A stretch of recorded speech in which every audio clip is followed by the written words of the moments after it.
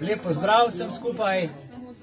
Ura je 18 in nekaj sekund in minut. Naš čas teče in 33. srečanje članov društva Belis se začenja in nadaljujemo po tem premoru, in sicer obravnavo predloga zakona o pomoči pri prostovoljnem končanju življenja in kakšni so razlogi za sprejem tega zakona. Zelo zanimivo, kajti zelo kontrira temu, kar se pravzaprav na terenu danes dogaja z cepivi. Ravno obratna zadeva. No, jaz bom to nekako vam skušal podati. Svoje mnenje si boste ustvarili sami. Če bi želel kdo predlog tega zakona dobiti na mail, naj mi sporoči, pa ga bomo poslali.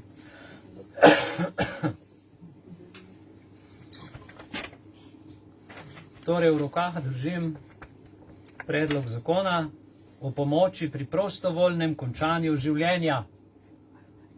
Tisti, ki želijo prostovoljno končati življenje, bo zdaj to po zakonu v Sloveniji možno. Če bo zakon sprejet, predlog je iz dne 14.10.2021. Se pravi, pred 2 dnevi sem ga dobil v roke svežega. Poglejmo najprej v uvodu, kako si razlagajo ta zakon in kako ga utemeljujejo. In sicer pod točko 1. Ocena stanja in razlogi za sprejem predloga zakona. Te besede so zelo visoko leteče, za marsikoga bodo tudi silno boleče, ker se uveljavljajo novi standardi pravice do končanja življenja ali evtanazije. V Sloveniji, Republika Slovenija to podpira. In v tej slabi uri bomo pogledali samo uvodne stvari. Predlog obsega, se pravi uvod, potem obsega mednarodne raziskave, potem obsega predlog zakona kot takšnega in v tretjem delu vsak zakon potem seveda tudi še obrazložijo, kako in kaj in zakaj je določen zakon postavljen takšen, kot je. Vsega ne bomo mogli predelati, ampak za uvod, za osnovno sliko vam bom skušal to predstaviti v tej uri. Razprava o pravni uzakonitvi pravice do pomoči družbe pri prostovoljnem končanju življenja posameznika je v pomembnem delu razprava o spoštovanju in varstvu človekovega dostojanstva in enakega upoštevanja interesov vseh ljudi. Brez enakega spoštovanja interesov vseh ljudi ni mogoče uspešno trajno varovati njihovega dostojanstva in interesov, kakor to veleva humanizem človekovih pravic, ki so jedro moderne pravne ureditve. Govorimo o moderni pravni ureditvi, pravico do končanja življenja. Ok? New World Order. Človekovo dostojanstvo izvira iz notranjega občutka svobode, zavedanja vsakogar, da lahko avtonomno oblikuje in uveljavlja svoje ideale in svoja prepričanja. Medsebojno spoštovanje, kateremu smo se zavezali v liberalno-demokratičnih družbah, malo prej smo govorili o liberalizaciji časa in mislim, da vam bo prav prišlo tudi pri tem razumevanju. Medsebojno spoštovanje, kateremu smo se zavezali v liberalno-demokratičnih družbah, upravičenih v varstvu človekovih pravic, pazite, varstvo človekovih pravic, je priznavanje moralne vrednosti tega notranjega sveta vsaki osebi, tudi kadar se ta njen notranji svet močno razlikuje od našega. Pravica do končanja lastnega življenja je integralen del pravice in zmožnosti vsake osebe, da avtonomno vodi svoje življenje v skladu s svojimi ideali in prepričanji, del katerih je tudi ocena o lastnem zdravju in stopnji dostojanstva, ki mu jo zdravje, ko to začenja pešati, še pušča. v skladu z definicijo zdravja Svetovne zdravstvene organizacije, no spet smo pri teh lumpih, oprostite komentarju, je ta ocena zdravja, trpljenja in ohranitve dostojanstva neizbrisno zaznamovana s subjektivnim pogledom na vsakega posameznika, ki ga ne more nadomestiti noben zunanji pogled. Naklep dokončati lastno življenje je v določenih zdravstvenih okoliščinah zato lahko razumna odločitev, ki jo kot takšno mora priznati tudi družba. Zlasti pogosto je takšno o bolezenskem izteku življenja, ko človeka pestijo recimo neznosno trpljenje, pešanje moči in turobni obeti. Nekatere osebe, ki se znajdejo v takšnih okoliščinah in se odločijo za končanje svojega življenja, včasih niso sposobne udejanjiti svoje odločitve brez pomoči drugih. V primerih, ko je končanje lastnega življenja lahko najbolj razumno, včasih nastopijo okoliščine, ko je pravica, da to naredimo, neuresničljiva brez pomoči drugega, to je kot negativna pravica. Negativne pravice posamezne osebe so tiste pravice, katerih udejanjanje je omogočeno že s tem, da drugi ljudje ne ovirajo tega udejanjanja. Pozitivne pravice so tiste, katerih udejanjanje ni mogoče brez sodelovanja nekoga drugega. Republika Slovenija negativno pravico do končanja življenja de facto že priznava s tem, ko pravno ne sankcionira samo usmrtitve.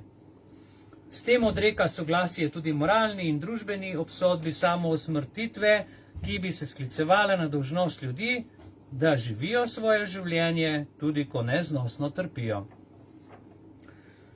Zakon pomoči pri prostovoljnem končanju življenja uzakonja pozitivno pravico vseh polnoletnih zdravstvenih zavarovancev v Republiki Sloveniji, ki neznosno trpijo in se ne morejo upati na izboljšanje svojega zdravstvenega stanja, da pod določenimi pogoji zaprosijo družbo za pomoč pri izvedbi svoje odločitve.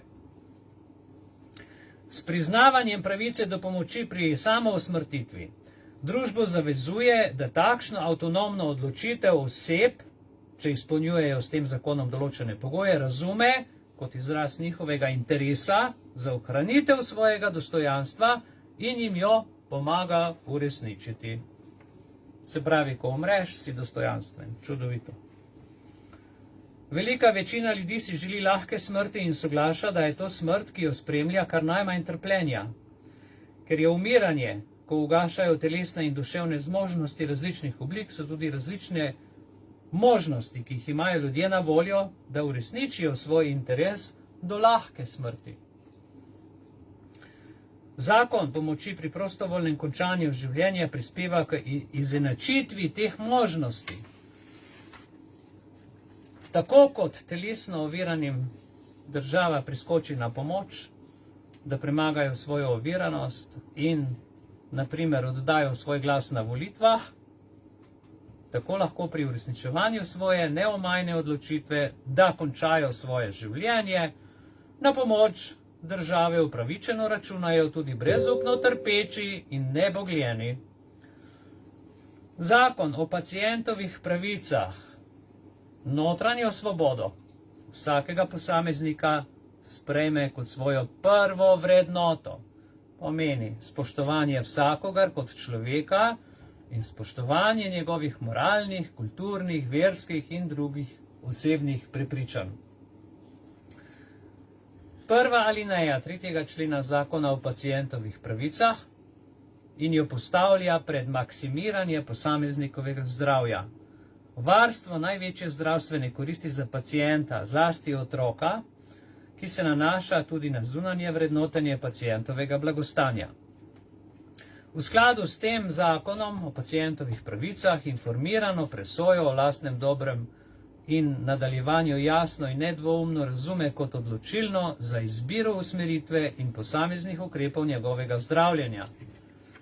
Po zakonu o pacientovih pravicah daje soglasje k vsem posegom, ki ga zadevajo, s čimer zakon pripozna, da zdravniška strokovna presoja o tem, kakšno ravnanje je v danih okoliščinah najbolj v skladu z načelom varstva, največje zdravstvene koristi za pacienta, ni zadnja niti odločilna.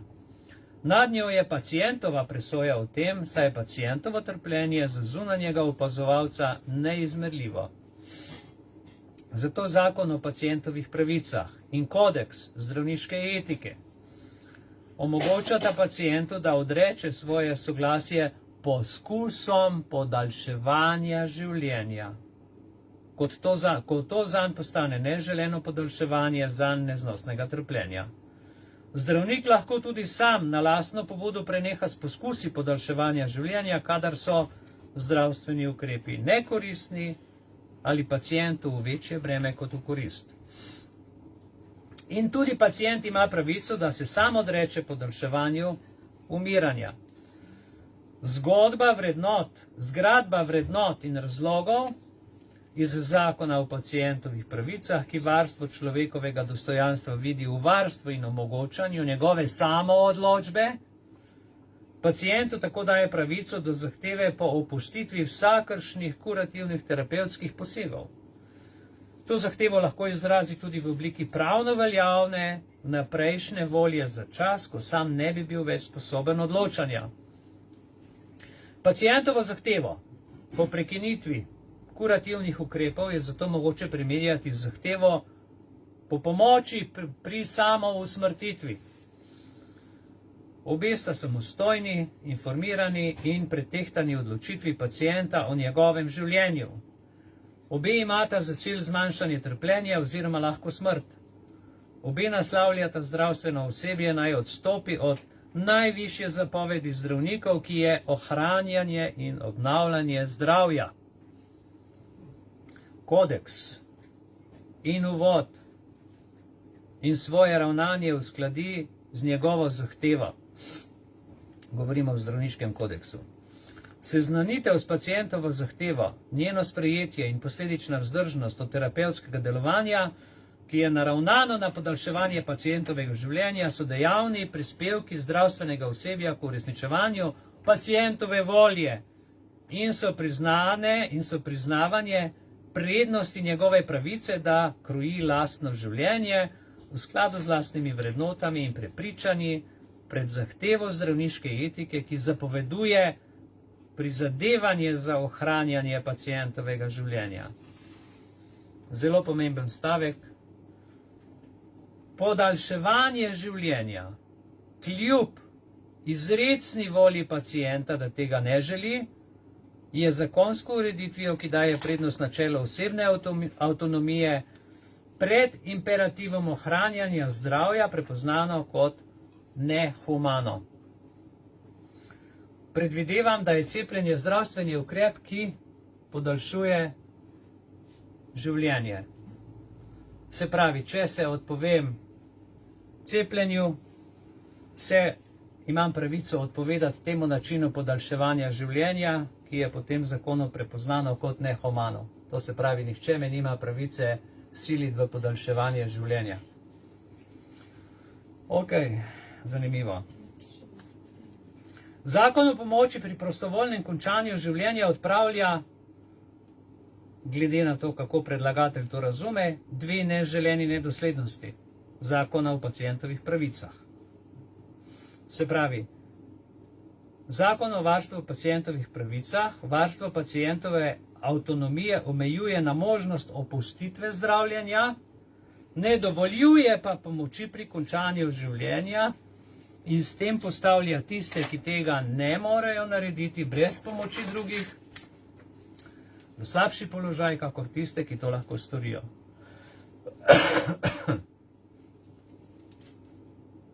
Zanimivo.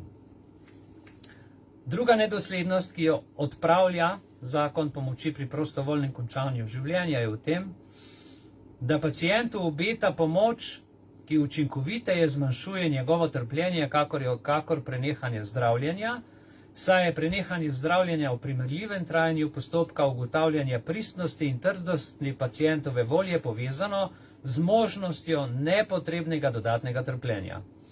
Seveda, uveljavitev zakona pomoči pri prostovoljnem končanju pacientu in zdravstvenemu osebju v ničemer ne preprečuje ali ovira odločitve za prenehanje aktivnega zdravljenja. Prav tako zakon pomoči pri prostovoljnem končanju življenja v ničemer ne izključuje in ne ovira vseh drugih zdravstvenih terapevtskih opcij, ki se pacientu in lečečemu zdravniku kažejo kot razumne. Med njimi velja posebej omeniti paliativno medicino, s katero pravica do družbene pomoči pri končanju življenja nikakor ne konkurira, temveč dopolnjuje. Ko človek razmisli, kaj tukaj pišejo, se vpraša, kje živi. Na eni strani uveljavljajo zakon o pacientovih pravicah, ki velja za končanje življenja, po drugi strani pa zakon o pacientovih pravicah ne dovoljuje, da bi se ognili ukrepom, ki so škodljivi za zdravje. Zanimivo. Sedanja pravna prepoved pomoči pri samousmrtitvi, ko gre za neznosno trpečo osebo, je mučenje trpečega in nečloveško ravnanje z njim, kar nasprotuje 18. členu Ustave Republike Slovenije, ki tako ravnanje prepoveduje, prepoved mučenja. Ne? Enako sedanja prepoved preprečevanja in lajšanja trpljenja. Gre za absolutno pravico, kar pomeni, da pravice do prepovedi trpljenja ni dopustno omejiti iz nobenega razloga, tudi iz humanizma ne, ki kot osnovno vrednoto razglaša nedotakljivost življenja in prispeva k večji enakosti možnosti dosedanje lahke smrti. Tisti, ki danes umirajo trpeče, nimajo enake možnosti, da uresničijo svoj interes za lahko smrt. Kakor ga tudi drugi, kakor ga lahko drugi, ki jim je tako trpljenje, tako ali drugače večinoma v celoti prihranjeno. Da bi ljudem, ki umirajo trpeče, omogočili, da svoje trpljenje kar najbolj zmanjšajo, potrebujemo zakon o pomoči pri prostovoljnem končanju življenja, ki bo omogočil skrajšanje trpečega umiranja tistim, ki si tega odločno želijo, in dal hkrati potrebna varnostna zagotovila vsem, ki menijo, da si takšne pomoči, ne glede na stopnjo utrpljenja, ki jo lahko nekoč doleti, ne bodo nikoli želeli, da bodo prav tako lahko uveljavljali svojo samoodločbo in se vnaprej zavarovali pred možnostjo, da bi kdaj posegli po takšni možnosti ali bili vanjo zavedeni. Če so doslej morali neznosno trpeče živeti nekateri ljudje, ki tega niso hoteli, da bi se ljudje, ki jih je ta možnost navdajala strahom, počutili varnejše in so zaradi tega manj trpeli, zakon uvaja ponovno regulacijo, pravno regulacijo, ki enakovredno obravnava pripadnike obeh omenjenih skupin ljudi in jim daje pravno varstvo, da bodo lahko živeli v skladu s svojimi vrednotami in svojimi prepričanji. Evropsko sodišče za človekove pravice je v zadnjih 20 letih sprejelo več odločitev o prostovoljnem končanju življenja, vezanih predvsem na neizdajo smrtnostne učinkovine. V zadevi Haas proti Švici iz leta 2011, v kateri je pritožnik zatrjeval, da bi država bolnim posameznikom, ki želijo storiti samomor, morala omogočiti pridobitev smrtonosne učinkovine brez recepta, sodišče, na primer, ni ugotovilo kršitve člena 8 Evropske konvencije o človekovih pravicah, ki ureja pravico do spoštovanja zasebnega in družinskega življenja. Vendar pa to, glede na pritožnikov zahtevek, niti ni presenetljivo. Sodišče pa pri tem, pomembno, ni osporavalo pritožnikovi pravici do stopnje do dostojne in varne smrti, še več, izkazalo je jasno razumevanje za pritožnikovo odločitev, temveč je le ugotovilo, da pridobitev smrtonosne učinkovine na podlagi recepta, izdanega po medicinski presoji primera, po eni strani spoštuje svobodno voljo posameznika in po drugi strani zadosti pomembno pogojem varovanja javnega zdravja in varnosti ter preprečevanja zlorabe. Ob tem je ugotovilo, da države Sveta Evrope pri urejanju pravic vezanih na prostovoljno končanje življenja uživajo široko polje proste presoje. Tako je na primer v zadevi Koch proti Nemčiji iz leta 2012, v kateri je pritožnica izpodbijala odločitev, s katero ji je trpljenju za tetraplegijo navkljub bila zavrnjena pridobitev smrtonosne učinkovine. Sodišče je ugotovilo, da ni pristojno odločati o materialnih, vsebinskih vprašanjih v zadevi. Na ravni držav Sveta Evrope namreč ni vzpostavljeno soglasje o tem, ali dopusti različne oblike pomoči pri samomoru. Vendar pa je pri tem ugotovilo kršitev postopkovnih pravic vezanih na 8. člen Evropske konvencije človekovih pravic, saj je nemško sodišče zadevo zavrglo brez vsebine, brez presoje primera. Iz obeh odločitev, ki smo jih sedaj navedli, lahko izpeljemo dva pomembna sklepa. Prvič, države Svete Evrope pri urejanju pravic vezanih na prostovoljno končanje življenja uživajo široko polje proste presoje. V odsotnosti prevladujočega konsenza je presoja Evropskega sodišča za človekove pravice tako zadržana.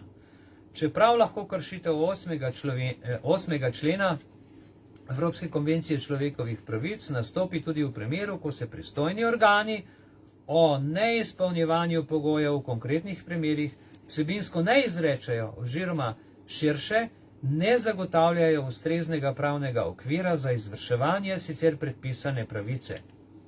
Podobno razlogovanje v polju proste presoje izhaja iz zadeve Lambert in drugi proti Franciji, primer iz leta 2015, in sicer v zvezi s prekinitvijo zdravstvene oskrbe, ki pacienta ohranja pri življenju. Ugotovimo lahko, da uzakonitev pravice do pomoči pri prostovoljnem končanju življenja ne bi bila v neskladju z Evropsko konvencijo človekovih pravic, saj, kot že zapisano, nacionalni zakonodajalci glede urejanja pravic vezanih na končanje življenja uživajo široko polje proste presoje. Tako lahko pravica izbrati čas in način smrti, predvsem takrat, kadar je zaradi preprečevanja zlorab podkrepljena z medicinsko presojo, predstavlja sestavni del pravice do zasebnega in družinskega življenja in s tem se upada z varovanjem posameznikove zasebne avtonomije. Sodišče, ki pri presoji zadev sicer nastopa zadržano, tako jasno dopušča ureditev, ki omogoča prostovoljno končanje življenja na podlagi svobodne odločitve posameznika. Drugače, ureditev pomoči pri prostovoljnem končanju življenja, ki sodi v široko polje proste presoje zakonodajalca, je ob upoštevanju ustreznih postopkovnih in drugih jamstev v skladu z mednarodnim pravom, v skladu z mednarodnimi človekovimi pravicami. Imamo pa še eno zadevo. V zadevi Gors proti Švici je Evropska konvencija za človekove pravice celo dopustila primere, ko bi države Sveta Evrope pravice do prostovoljnega končanja življenja omogočale osebam, ki niso terminalno bolne. V zadevi je sodišče sicer ugotovilo procesno kršitev člena 8 Evropske konvencije človekovih pravic, ker švicarsko pravo ni bilo jasno in predvidljivo glede nedodelitve smrtonosne učinkovine osebam, ki bi želele prostovoljno končati življenje, a niso bolne, a se je vnovič zadržalo pri presoji materialnih vidikov zadeve. To se pravi, tukaj je termin terminalno bolni in osebe, ki niso bolne, ki bi želele prostovoljno končati življenje, da bi imele pravico kupiti učinkovino in samostojno končati življenje. Zanimivo. Odločitev o nezagotavljanju tovrstne pravice namreč vnovič pade v široko polje proste presoje zakonodajalca, na podlagi česar pa je moč skleniti, da celo takšna, na primer od obstoja terminalne bolezni, neodvisna pravica do prostovoljne smrti ne bi bila v neskladju z Evropsko konvencijo človekovih pravic. To je ocena stanja in razlogi za sprejem predloga zakona. In gremo še na točko 2. točka 2, tukaj govorijo o načelih in poglavitne rešitve pri tem predlogu za pomoč pri prostovoljnem končanju življenja. Cilji pomoči pri prostovoljnem končanju življenja so, kakšne si je zakonodajalec postavil cilje. Prvič, omogočiti pomoč pri skrajšanju trpečega umiranja tistim, ki so sposobni odločati v sebi in ki so za to pomoč zaprosili. Druga točka, omogočiti enako obravnavo posameznikov v zvezi z odločitvami ob koncu življenja. Če se torej odločiš, greš. Tretjič, določiti materialne in formalne pogoje uresničevanja pravice do pomoči pri prostovoljnem končanju življenja na način, ki bodo omogočali svobodno odločitev o času in načinu lastne smrti. In četrta točka, pri ciljih, določiti ustrezne postopkovna in druga jamstva ter nadzorne mehanizme, s katerimi se prepreči zlorabo pravice do pomoči pri prostovoljnem končanju življenja. Točka 2/2 govori potem v nadaljevanju o osrednjih načelih predlagane zakonske ureditve. Najpomembnejša načela, na katere se sklicuje ta zakon, so spoštovanje, no, to so zdaj zanimive. Na kaj se ta zakon sklicuje? Na 3 stvari. Prvič, spoštovanje zasebne avtonomije. Drugič, načelo varstva največje zdravstvene koristi in enakost interesov. In tretjič, spoštovanje osebnosti in dostojanstva. Se pravi, sem spoštovan, če prosim za smrt in tako naprej. No, dajmo to predelati. Prvič, spoštovanje zasebne avtonomije. Varstvo individualne avtonomije zagotavlja uresničevanje pravice, da vsakdo sam odloča o sebi. Vam je ta stavek kaj znan? Je, ne? Jaz včasih, mislim, tole, ko sem bral, nisem tudi, da lahko kadarkoli odstopi od uveljavljanja svoje pravice do te pomoči. Pravica, da vsak sam odloča o sebi, hkrati pomeni tudi to, da odločitve ne prelaga na druge. Evo, spet smo pri moralni dilemi. Težka moralna dilema. Sam se bom odločil, kdaj bom umrl, kako bom umrl in tega ne bom prelagal na druge. Krasno. Načelo varstva največje zdravstvene koristi in enakosti interesov. Enakost interesov, ljudje božji. Super. Preberite si 131. člen glede enakosti interesov v Kazenskem zakoniku KZ-1. 131. člen. Enakost ljudi je eno osnovnih etičnih načel naše civilizacije, ne pa dejstvena trditev. In Kazenski zakonik prepoveduje siljenje v enakost ljudi. Tukaj jo pa spodbujajo. Sprašujem se, na kakšnih podlagah pravnih je ta zakon sploh postavljen. To načelo najbolje uveljavljamo, če ga razumemo kot zahtevo po enakem upoštevanju tistih primerljivih interesov ljudi, ki so združljivi z ustavnimi vrednotami in določbami. V tem okviru moramo v naših ravnanjih, ukrepih in institucijah pripisati enako težo primerljivim interesom vseh, ki jih zadevajo naša dejanja oziroma njihove opustitve. Odstopanja od te norme so lahko nelegitimne diskriminacije. V situaciji trpečega umiranja so neupravičeno diskriminirani tisti, ki želijo svoje trpeče umiranje skrajšati, a tega ne zmorejo storiti sami, zakonodaja pa jim ne omogoča prejemanje pomoči drugega. Zakon popravlja pravno stanje, ki je stališča enakega upoštevanja enakovrednih interesov, enakovrednih ljudi, neupravičeno diskriminirano. Razmislite, kaj piše. In tretja točka, spoštovanje osebnosti in dostojanstva. Krasno. Krasni novi svet. Načelo spoštovanja pacientove osebnosti zagotavlja, da interesi in odločitve pacienta ne bodo zapostavljeni zaradi njihove drugačnosti ali manjšinskosti.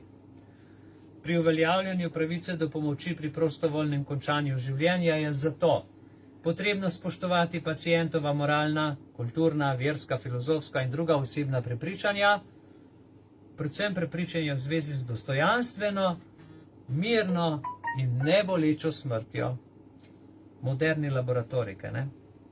Nihče ne sme biti socialno ali kako drugače zaznamovan zaradi svojega zdravstvenega stanja in vzrokov, posledic ter okoliščin tega stanja ali zdravstvene obravnave, ki jo je zaradi tega deležen, zrasti zaradi odločitve uveljaviti pravico do pomoči pri prostovoljnem končanju življenja ali zaradi odstopa do uveljavljanja te pravice.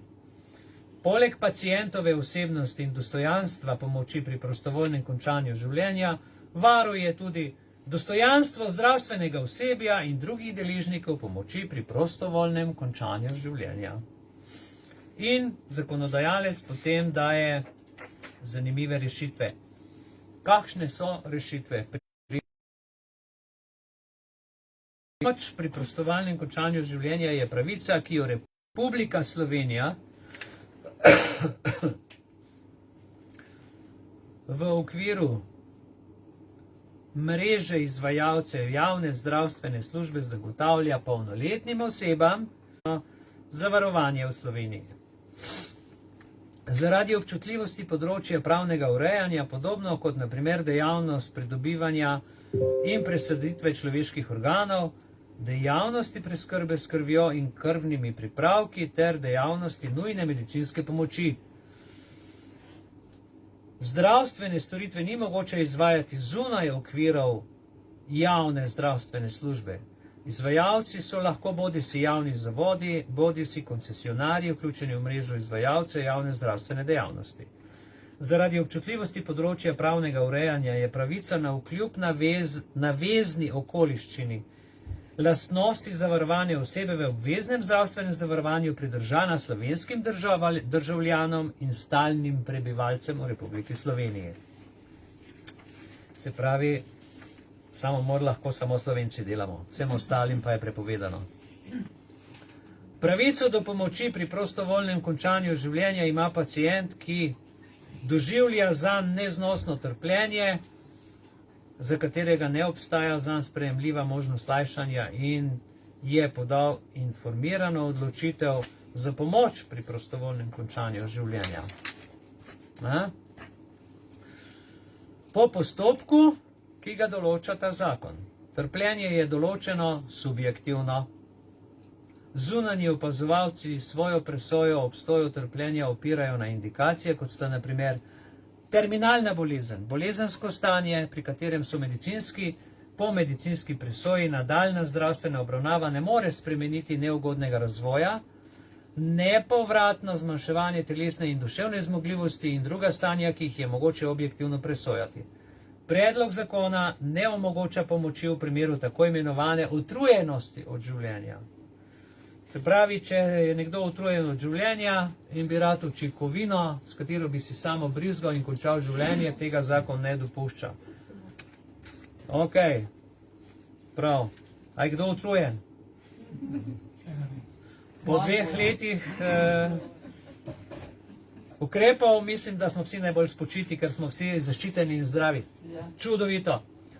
Postopek od prijave pomoči pri prostovoljnem končanju življenja do njene izvedbe je sestavljen tako, da brez napak in brez kakršnekoli zlorabe omogoča dostojanstveno, mirno in nebolečo smrt, ki temelji na samostojni, svobodni odločitvi pacienta. Pacient lahko kadarkoli seveda od tega odstopi, od uveljavljanja pomoči pri prostovoljnem končanju življenja ali zavrne njeno izvedbo.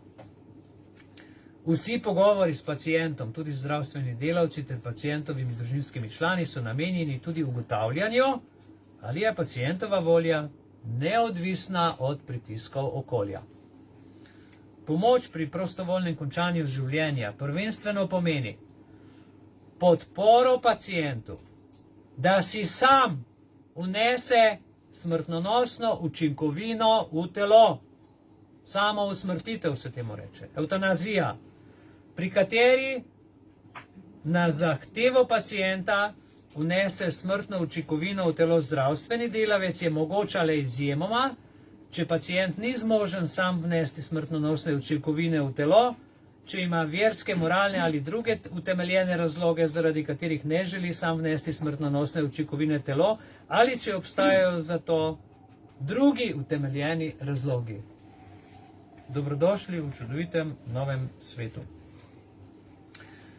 Potem nadalje zakonodajalec tukaj govori o varnosti pred zlorabami, o tem ne bom, ker zlorab ni, ker je zakon sprejet tak, kot je, in to je čudovito. So varnostni filtri, kjer ni možno, nikakor ni možno, da bi prišlo do kakršnih koli nepravilnosti ali pa nasprotujočih si strokovnih mnenj, ker je to vse v zakonu tako lepo napisano. Zakonodajalec v nadaljevanju govori o finančnih posledicah predloga zakona za državni proračun in druga javna finančna sredstva. Naj vam povem, da sem to prebral in vam tega ne bom tukaj bral, ker govori o številkah. Povedal vam bom samo stroški, kakšni so. Stroški dela, lečeči zdravnik 11 ur, neodvisni lečeči zdravnik 3 ure, klinični psiholog 3 ure, neobvezni drugi posvetovalni zdravniki povprečje 3 ure, delo članov delovne skupine 5 ur, vse so zmerali. Ste videli time management. Skupaj stroški dela 971,25 evrov na cent natančno so zračunali. In gre za infuzijsko raztopino, antiemetik, natrijev, pentobartibal, to so učinkovine in drugi zdravstveni materijali. Se pravi, skupaj učinkovine so ocenjene, če imate 500 evrov, lahko, tukaj piše 455 evrov, ampak 5 evrov gor ali dol zaradi inflacije. Se pravi, 500 evrov si lahko kupite učinkovino, si jo brizgate in ste dostojno, hitro, neboleče umrli.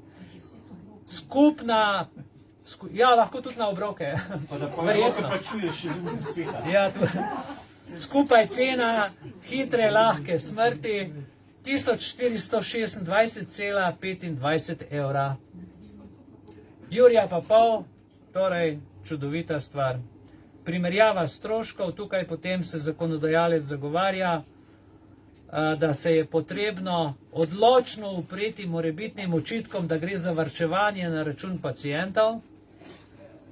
Novih zdravstvenih storitev in metod ne uvajamo zaradi varčevanja, temveč je to vse v dobro pacienta. Vse je v dobro pacienta in izrecno povemo, da se je treba odločno upreti morebitnim učinkom, da gre za varčevanje. Kljub temu pa država varčuje, zelo veliko privarčuje, ker tukaj noter so izračuni, tukaj vam jih lahko sicer povem, ampak nima smisla. Z vsakim dnem podaljševanja življenja stroški rastejo, se pravi, proporcionalno v nebo. S tem bi jaz nekako danes to zadevo zaključil, to uro. Torej, to bo predstavljeno v Državnem zboru Republike Slovenije v najkrajšem možnem roku, zelo se jim mudi.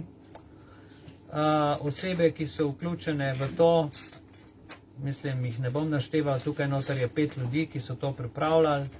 Gre za Srebrno nit, Združenje za dostojno starost, pazite, Združenje za dostojno starost. In pol predlagajo zakon o pomoči pri prostovoljnem končanju življenja. Nimam več besed o tem. Ura je nekako 15 minut do 7. In v tem času, ker sem danes veliko govoril, si zaslužim tudi malo počitka, bi povabil podpredsednico Društva za srečno življenje Belis. Na današnje težke teme sem jo prosil in ji predlagal in je sprejela. In sicer nam bo povedala vsaj malo iz tega padajočega zdaj prostovoljnega končanja življenja, bo ona podala duhovno iskrico za življenje in za večjo srečo članov Društva Belis. Draga Iviljana, prosim, izvoli, beseda je tvoja. Hvala lepa. Izvoli. Hvala. Ja. Zemeljska modrost ni vedno tudi najvišja modrost. In najvišja modrost tudi ni vedno najbolj nepomembna modrost na tej zemlji. Na en način je tukaj naša osebna odločitev, komu bomo verjeli, kaj bomo verjeli in zakaj se svobodno odločamo. Glede na današnjo temo mojega moža, ki je za mene resnično zelo, zelo boleča, samo razmišljati o smrti je za mene že velik greh. Razmišljati, da bi ljudem pomagali umreti, je za mene nedopustno. Kaj šele, da se o tem razmišlja, da so v zakoni uradna evtanazija. Zakaj? Zato, ker je življenje tako nekaj dragocenega, tako nekaj, kar moramo ceniti, biti hvaležni in biti res vsako sekundo tega življenja, ki ga imamo na tej zemlji, hvaležni, da lahko živimo, da lahko delujemo, da lahko dajemo ljubezen, da lahko delamo dobra dela in da se radostimo. Evangelij pomeni radostna vest. Jaz kot mlada punca tega izraza niti poznala nisem. Že pri 28 letih sem bila na pol mrtva. Tudi v samomoru sem razmišljala. Enkrat sem ga celo delala. Toliko, da ne boste mislili, da sem od nekdaj tako navdušena nad življenjem. Ne, nisem. Ampak trenutno sem. Ker življenje, ki sem ga jaz živela brez vere in spoznanja, kaj je v bistvu smisel življenja.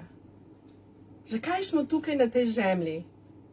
Zato, da umremo, zato, da se kregamo, da drug drugega sodimo, da se jezimo, da drug drugega boksamo, se skrivamo, lažemo, ubijamo, nagovarjamo na cepljenje. Je to smisel življenja? Jaz za sebe vem, da to ni smisel življenja. Nikakor ne. Postavljeni smo na ta planet Zemlja, da bi živeli evangelij, radostno vest. Res je, zaradi temin, zaradi napačnih vzorcev, napačnega učenja, napačnih zakonov, od napačnih odlokov, je življenje vse prej kot radost.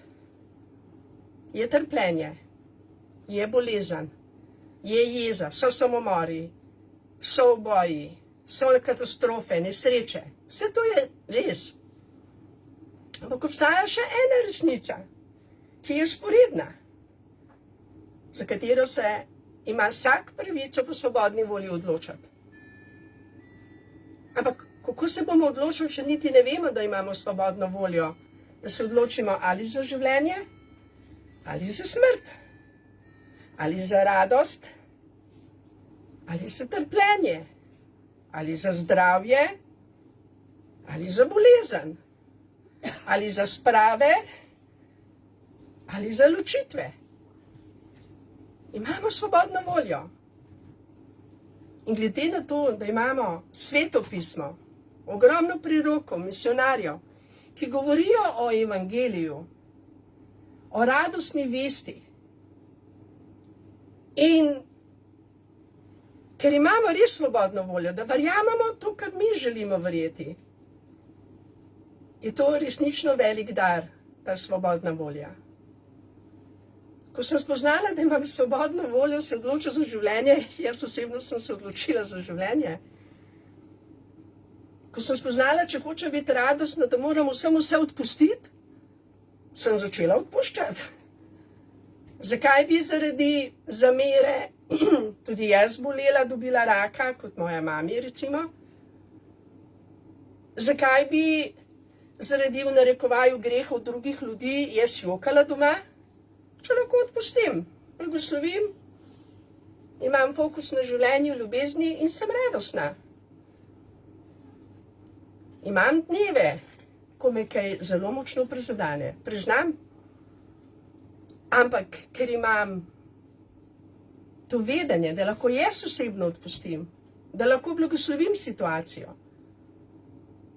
da se jaz osebno odločam za življenje, za ljubezen, za odpuščanje, za zdravje, je ta moj duh tisti, ki usmerja moje telo. Moje telo je suženj mojega duha. Nisem jaz sužnja telesa. Moje telo mene uboga. Če mu zdaj le rečem, usedi se.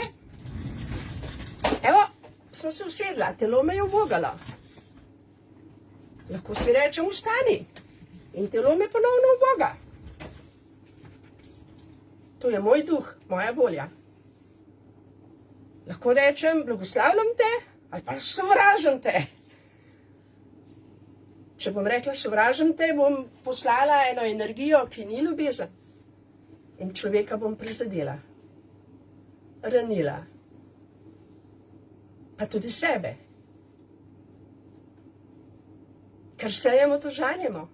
To je duhovna resnica. Sejemo dobra dela, bomo želi dobra dela. Sejemo mir, bomo čutili mir. Sejemo spravo, bomo radostni. Sejemo željo po smrti, bomo vedno bolj brez in brez radostne energije in življenja. Tam, kjer je naš fokus, tam so rezultati.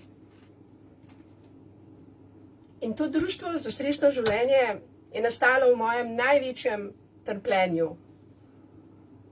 Ko sem res objokovala, se krivila, čeprav sem vse to že vedela. In vendar je v meni bil občutek tiste krivde tak, da sem z velikim naporom tudi to presegla. Zato, dragi člani društva Belis, imate svobodno voljo. In to svobodna volja je darilo, vaše osebno darilo. Zastonjsko je. Bolezen stane, tudi smrt stane. Življenje je dar.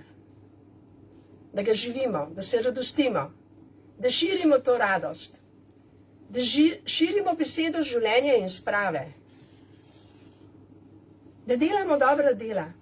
Naš Mihael 24 ur dnevno dela samo dobro. Hvala, Mihael. Res hvala. Hvala tudi vsem vam, ki ste danes tukaj, ki imate nasmeh na obrazu, ki ste z nami in ki ste se odločali za življenje, za radost.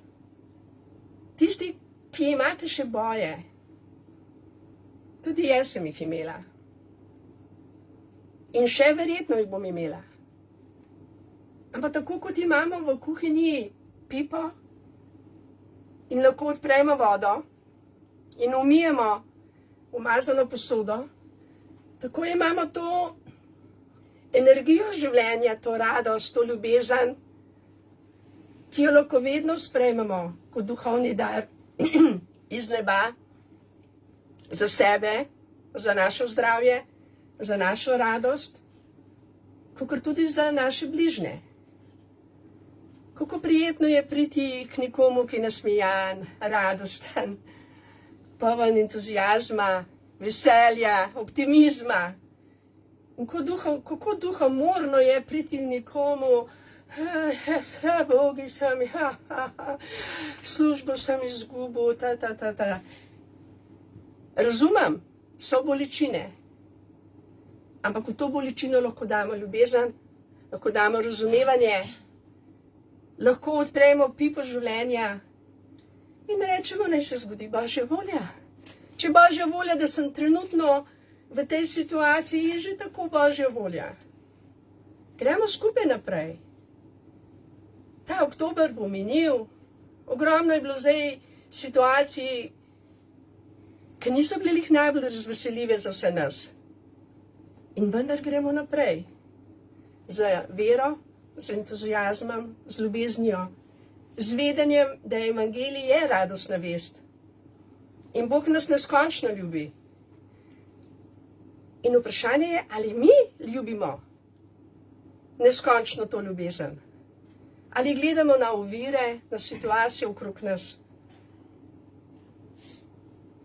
Sami se odločamo. In če bo kolektivna zavest Slovenije tako velika, da bo sleherni se odločil za ljubezen, za življenje, za radost, sonce bo sijalo v Sloveniji. Ljudje bomo zdravi, veseli.